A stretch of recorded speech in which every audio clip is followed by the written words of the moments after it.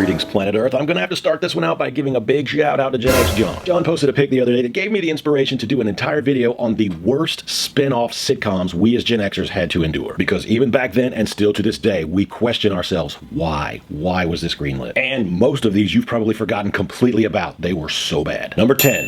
AfterMASH. I mean, come on, just Colonel Potter, Klinger, and Father Mulcahy? Why did they think that would work? When you have a final episode that was as perfect as this was.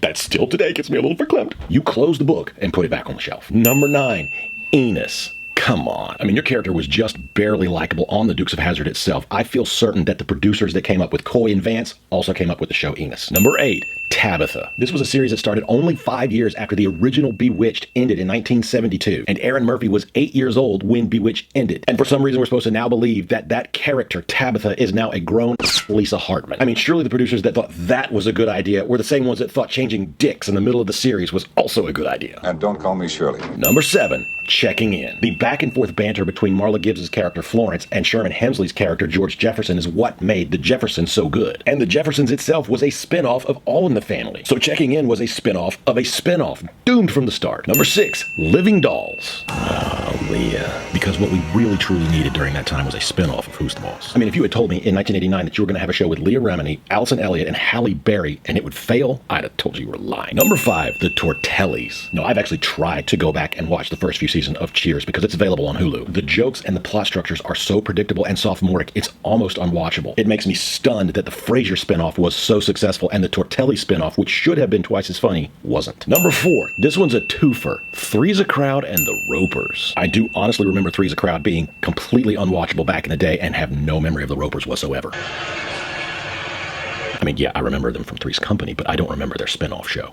Like, at all. Number 2, The Golden Palace. What a horrible idea this was. Come on, who thought it was a good idea that retirees in the southern Florida area would take their entire life savings, all that they have to live on for the rest of their life, and invest in a hotel with Cheech? And the number 1 worst spinoff in the entire world was Joni Loves Chachi. In the last seasons of Happy Days, Aaron Moran had given up completely the premise that this was supposed to be a 1950s and early 60s based show, and had one of the worst 80s perms in the existence of man. May she rest in peace. Joni Loves Chachi just completely forgot about the entire premise of this supposed to be a Grease-like 50s show. And for a generation that was completely raised on the Fonz, the show lacked one vital element.